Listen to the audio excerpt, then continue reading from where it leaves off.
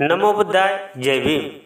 मित्र हो, मागील भागामध्ये आपण भगवान बुद्ध आणि त्यांचा धम्म तृतीय खंड भाग चौथा अधम्म म्हणजे काय यामधील ईश्वरावर विश्वास हे धम्माचे आवश्यक अंग नव्हे याचे आपण वाचन, श्रवण आणि मनन केले होते. त्याचप्रमाणे आजच्या भागामध्ये भगवान बुद्ध आणि त्यांचा धम्म तृतीय खंड भाग चौथा अधम्म म्हणजे काय यामधील ब्रह्मसायुज्यावर आधारित धर्म अधर्म आहे याचे वाचन, श्रवण आणि मनन आपण करणार आहोत. व्हिडिओ पूर्ण पहा. 3. ब्रह्मसायुज्यावर आधारित धर्म अधर्म आहे. जेव्हा भगवान बुद्ध आपल्या धर्माचा प्रचार करीत होते तेव्हा एक सिद्धांत प्रचलित होता, त्यास वेदांत असे म्हणत. ह्या सिद्धांताची तत्वे थोडकी व सरळ होती. ह्या सर्व विश्वासामागे एक सर्वव्यापक जीवनतत्व विद्यमान असून त्याला ब्रह्म अथवा ब्रह्मन म्हणतात. हे ब्रह्म एक वास्तविकता आहे. आत्मन आणि ब्रह्मन एकच होत. आत्मा आणि ब्रह्मन एकरूप करण्याने माणसाला मोक्ष मिळतो. हे या सिद्धांताचे दुसरे तत्व आहे. आत्मा आणि ब्रह्मन ही एकच आहेत. या ज्ञानाने आत्मा ब्रह्माशी एकरूपता साधतो. आत्म्याला आपण ब्रह्म आहोत हे ज्ञान होण्यासाठी संसाराचा त्याग करणे आवश्यक आहे. या सिद्धांताला वेद म्हणतात. भगवान बुद्धाच्या मनात या सिद्धांताबद्दल आदर नव्हता. त्यांच्या मते या सिद्धांताचा आधार मिथ्या होता. त्यांचा काही उपयोग नव्हता आणि त्यामुळे तो स्वीकारण्याजोगा नव्हता. हे आपले मत भगवान बुद्धाने भारद्वाज आणि वासिष्ठ या 2 ब्राह्मणांसमोर झालेल्या संवादात स्पष्ट केले आहे. भगवान बुद्धाचे म्हणणे असे होते की कोणतीही गोष्ट सत्य म्हणून स्वीकारण्याला तिला काही ना काही प्रमाण असले पाहिजे. प्रमाणाचे प्रत्यक्ष आणि अनुमान असे 2 प्रकार आहेत. भगवान बुद्धांचा प्रश्न असा होता, कोणी ब्रह्म प्रत्यक्ष अनुभवले आहे काय? तू ब्रह्म पाहिले आहेस काय? तू ब्रह्माबरोबर गोष्टी केल्या आहेस काय? तू ब्रह्माचा वास घेतला आहेस काय? वासिष्ठाने उत्तर दिले, नाही. ब्रह्माच्या अस्तित्वाचे दुसरे प्रमाण अनुमानाचे, ते त्यांचे अस्तित्व सिद्ध करण्यास अपुरी आहे. भगवान बुद्धाने प्रश्न केला, कोणत्या एका गोष्टीच्या होण्यावरून आम्ही ब्रह्माचे होणे अस्तित्व अनुमानायचे काय? त्याचेही उत्तर मिळाले नाही. काही लोक म्हणतात की वस्तू अदृश्य असूनही तिला अस्तित्व असते, म्हणून ते म्हणतात की ब्रह्म अदृश्य असले तरी त्याला अस्तित्व आहे. हे एक ढोबळ विधान असून ते असंभव स्थापन करण्यासाठी केलेले आहे. तरीसुद्धा तर्कासाठी हे मान्य करूया की वस्तू अदृश्य असली तरी तिला अस्तित्व असू शकते. ह्याचे उत्तम उदाहरण म्हणजे वीज हे आहे. वीज अदृश्य असूनही तिला अस्तित्व आहे, परंतु हा तर्कही पर्याप्त नाही. अदृश्य वस्तूंनी आपले अस्तित्व दुसऱ्या कोणत्या तरी रूपाने प्रकट करणे जरूर आहे, तेव्हाच तिची वास्तविकता मान्य होऊ शकते. परंतु जर अदृश्य वस्तू दुसऱ्या कोणत्याही रूपाने आपले अस्तित्व प्रकट करू शकत नसेल तर तिची वास्तविकता मान्य होऊ शकणार नाही. वीज अदृश्य असली तरी तिचपासून उत्पन्न होणारे परिणाम पाहूनच आपण तिचे अस्तित्व मानतो. विजेपासून प्रकाश उत्पन्न होतो. प्रकाश उत्पन्न होण्यावरूनच वीज अदृश्य असूनही आपण विजेची वास्तविकता मान्य करतो. परंतु हे अदृश्य ब्रह्म दृश्य अशी कोणती वस्तू उत्पन्न करते? उत्तर आहे की कोणतीच नाही. दुसरे एक उदाहरण देता येते.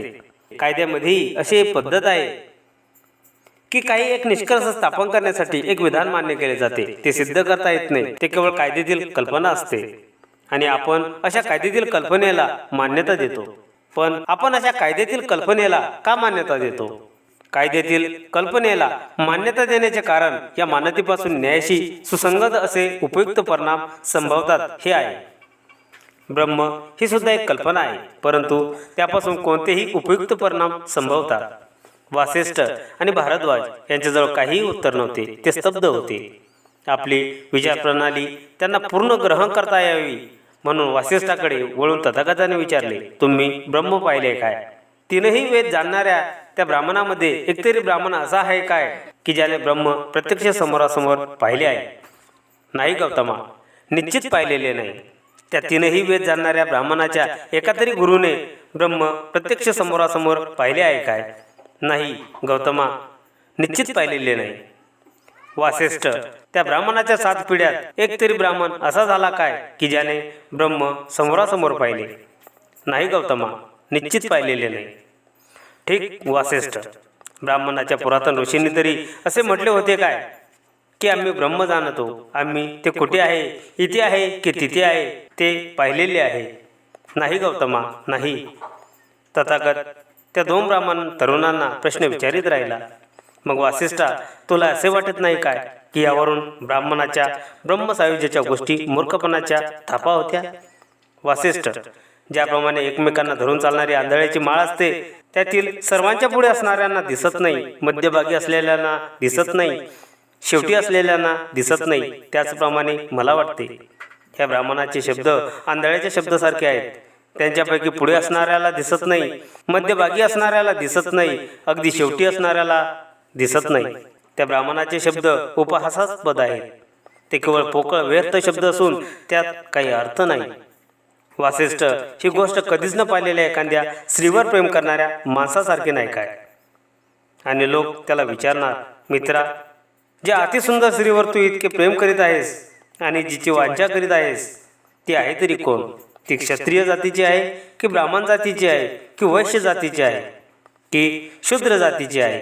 आणि जेव्हा लोक त्याला असे विचारतील तेव्हा तो नाही असेच उत्तर देणार. जेव्हा लोक त्याला पुन्हा विचारतील, बरे मित्रा, ही सर्व प्रदेशातील स्त्री अतिसुंदर स्त्री आहे, जिच्यावर तू प्रेम करतोस, जिची वांछा धरतोस, पण तिचे नाव तरी काय आहे? तिच्या कुळाचे नाव आहे काय? ती उंच आहे की ठेंगणी आहे की मध्यम उंचीची आहे? ती कृष्ण वर्णाची आहे की गव्हाळ वर्णाची आहे की सुवर्ण वर्णाची आहे? ती कोणत्या खेड्यात, गावात अथवा शहरात राहते?